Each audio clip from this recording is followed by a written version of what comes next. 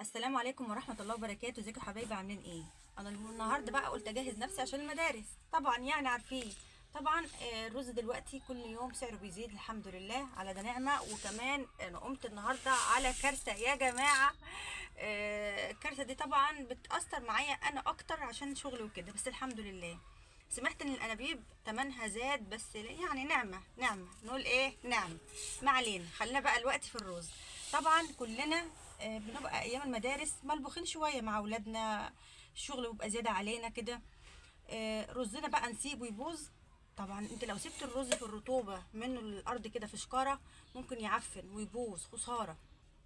طيب في الصيف في الحر برضو بيبوظ منك لو سبتيه كده برضو في شكاره كده وسبتيه من الحر. طبعا السوس ويعمل نطر ويعمل حاجات مش كويسه، ودي اكبر غلط على صحتنا. ان انت ممكن الرز بتاعك يسوس وتيجي تنقيه تبقى فيه في الرزايه نفسها بتبقى فيها سوسه، ممكن ما تاخديش بالك منها تطبخيها، ده بيأثر على صحتنا يا جماعه. فاحنا نعمل ايه في رزنا اللي كل يوم سعره بيزيد ده؟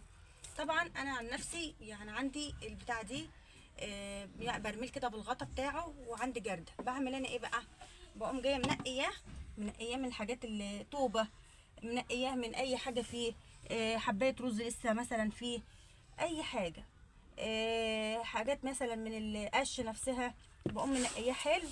وبمكون واحد بس فقط لغير، لا تقولوا لي ليمون اخضر تحط عليه، ولا تقولي لي بتاع ملح ليمون، ولا تقولي لي كربوناتو، ولا اي كان. في حاجه واحده بس ان انت ممكن تعمليه. دلوقتي هاتي يا منال. منال بنتي بتجيب لي واو. الصينيه، انت لحقت نسيتها بس هي كوكو. فاحنا طلعنا بقى شاي ومله، شاي يا حبيبتي. فنخاف قلنا بقى ايه، نعمل شاي بقى ونقعد. نعم يا مليكه. مليكه انزلي تحت بقى يا كوكو. طب انزلي، انت لسه قايمه من النوم، انزلي سرحي حاجه. ماما سرح لي اهو. ماشي، طب انزلي يلا عشان الكاميرا، اطلعي في الكاميرا يلا يا بابا. شطف.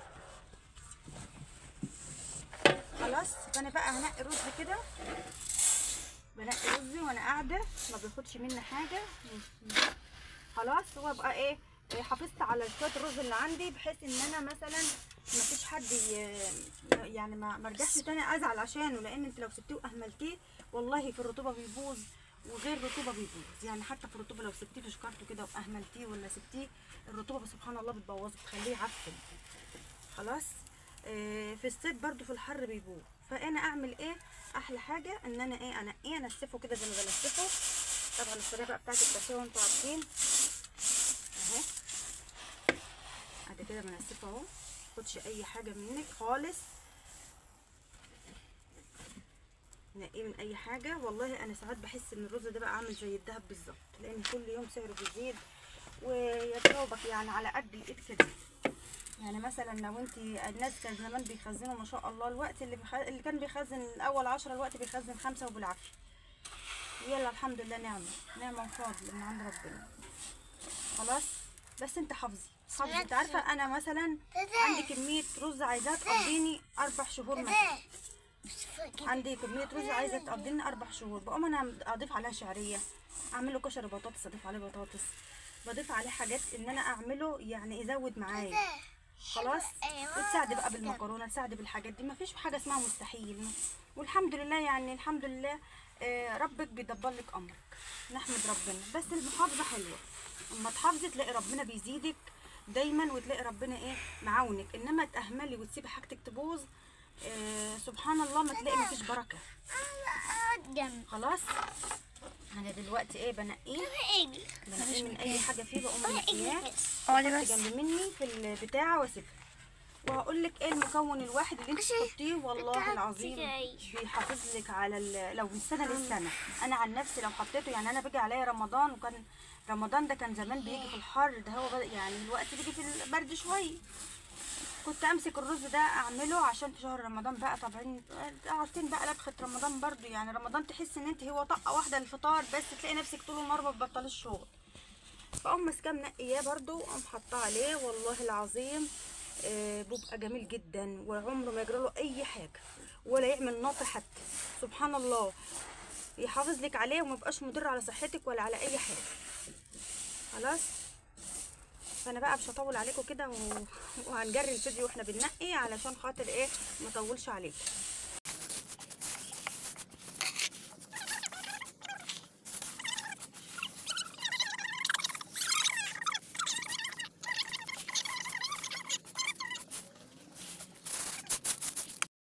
شايفين البتاع قلبها نضيفه اهي ما شاء الله الحمد لله كده، يعني نضيفه، وهي مخصوص للرز يا جماعه. على ريحتها كده يعني، اوعي تحط رزك في حاجه مكان مثلا تكون حاطه فيه مشي يعني وغسلتها وما عدتش عايزاها تقوم جايه حاطه فيها رز غلط، الرز يلقط حتى لو طبختيه يبقى لاقط. مكان مثلا ممكن تكون حاطه عامله، في ناس بتجيب كده الام على بعض وكيس الام كبير وتحط كده ببرطمان وبعد كده، لا غلط. اي نوع تاني اللي هو مخصوص للرز يبقى نضيف وريحته تبقى حلوه ويبقى الشمس ايه صامته كده ومخليه حلو عشان الحبايه الرز بتاعتك ما تلقطش منه. طبعا انا هفضي فيها اهو.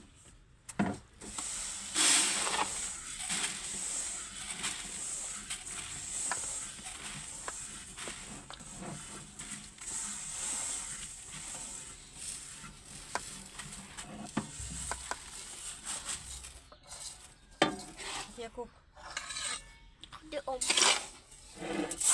بدأت دي شيء ليه؟ امسكي كده على حد خالص بنتي كده إيه؟ خلاص مش هياخد مننا ان شاء الله 10 دقايق بحيث ان انا نضفت رز. ومش عيبه برضو لما انت تفريه كده على الماشي وانت واقفه في مطبخك تفريه على صينيه كده صغيره، الحبه اللي هتطبخهم تفريه عرفتي يعني زياده الطعم بس هو ما شاء الله والله انا عن نفسي عن تجربه، والله تجربه سنين مش سنه واحده، سنين.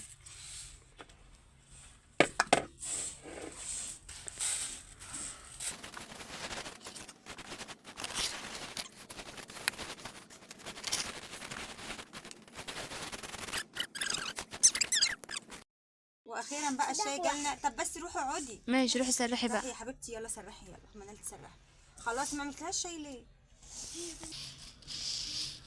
واخيرا يا جماعه الشاي جالنا، يعني هنشرب شاي كده واحنا قاعدين في الروقان. شايفين يعني القدر اللي في الرز والله نضيف خالص، ما فيهوش حتى يعني حبايه طوب يعني واحده بس اهيت من صينيه بحالها.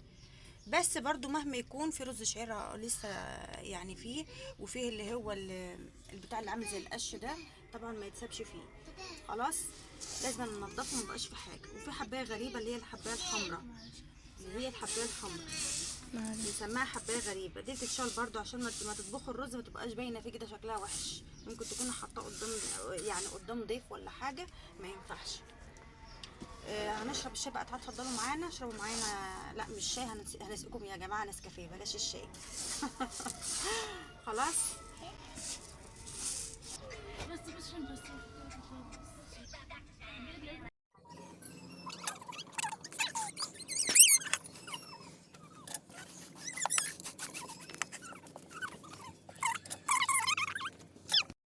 اخيرا لقينا حته ضله نقعد تحتها. عملت العرشه بتاعتي. طبعا جايبه لي حاجه بس على السور كده وسايباني من ساعتها قاعده في الحر، فما صدقت كده ان هي فرشت لي حبه ضله قمت قاعده فيها. ما علينا. انا عايزه اقول لكم يا جماعه معلومه للناس اللي بتبيض الرز مثلا وجايباه عن تجربه سنين من امهاتنا واجدادنا.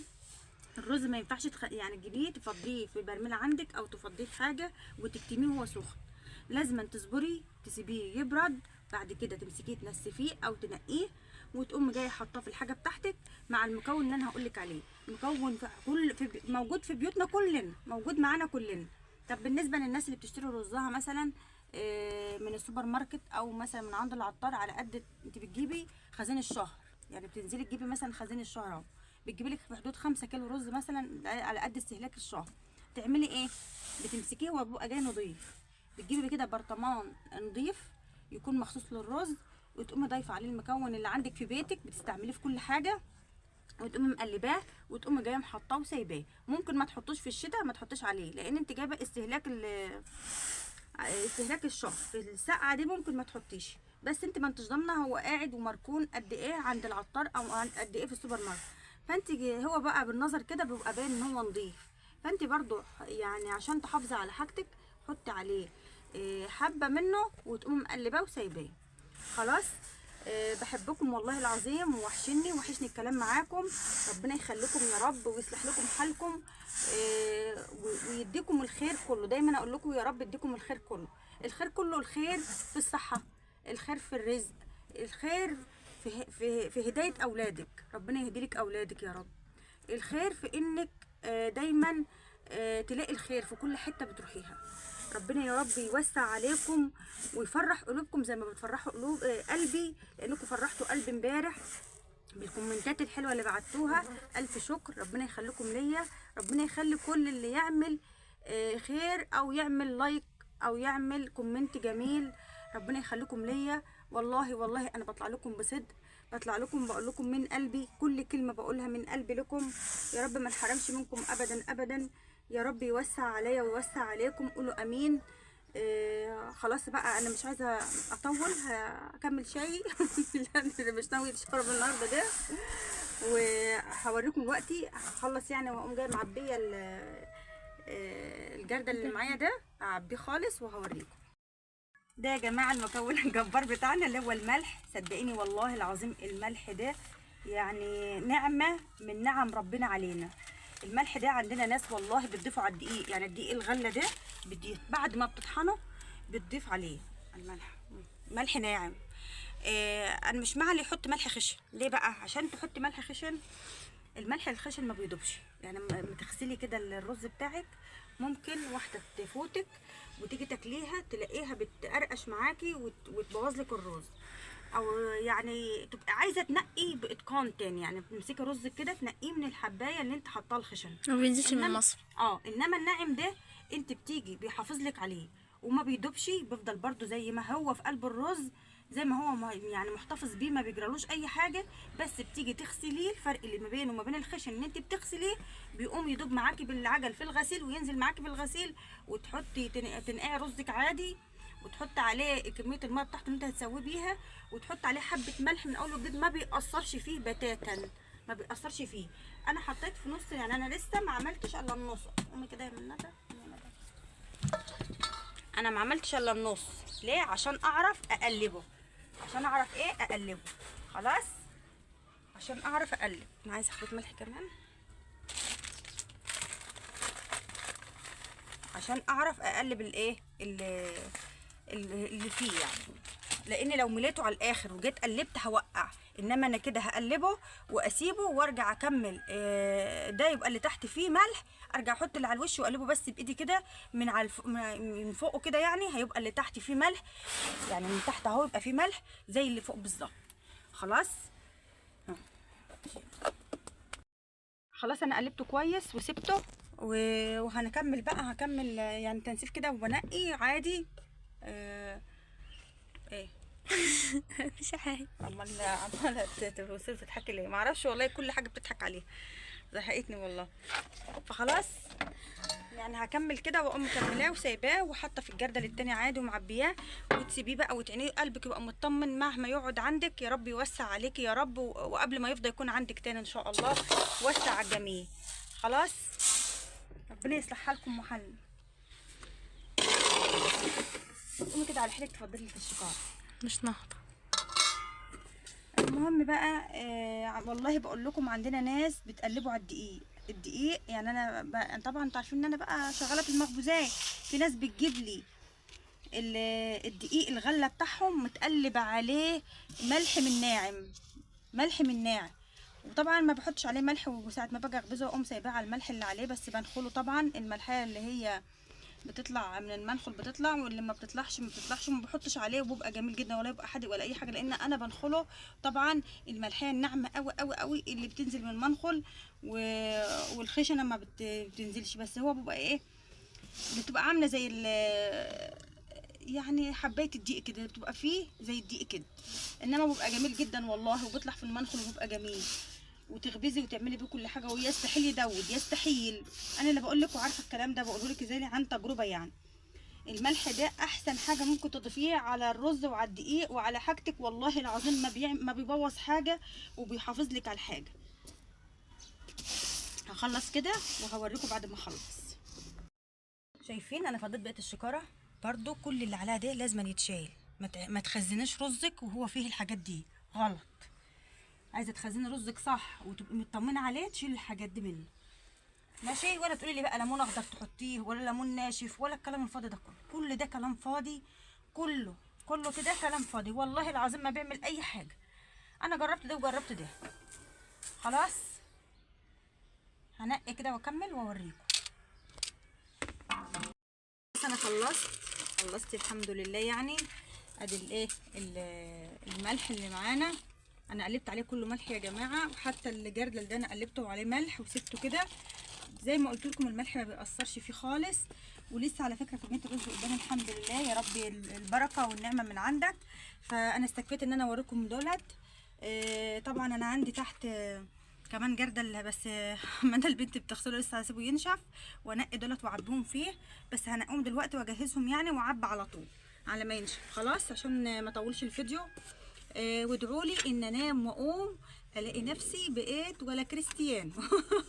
فجأة كده لقيت عندي متابعين ولقيت عندي بقيت ما شاء الله. دعواتكم مش هوصيكم، والكومنتات الحلوه اللي انا بستناها. وعلى فكره لما يجي لي كومنتات كده اقول طب فلانه ما سالتش، طب فلانه ما بسال بنتي تقول لي شايفه يا ماما، طب استنى انا هوريك الكومنتات. بتديني طاقه ايجابيه الحمد لله. وادعي لكم والله، بدعي لكم من قلبي. وهقول لكم باي باي ان شاء الله بكره الجمعه هنقضي مع بعض. هنعمل بقى ايه ما اقولكوش، هنعمل المحشي وهنعمل كل حاجه مع بعض. خلاص اسيبكم على خير.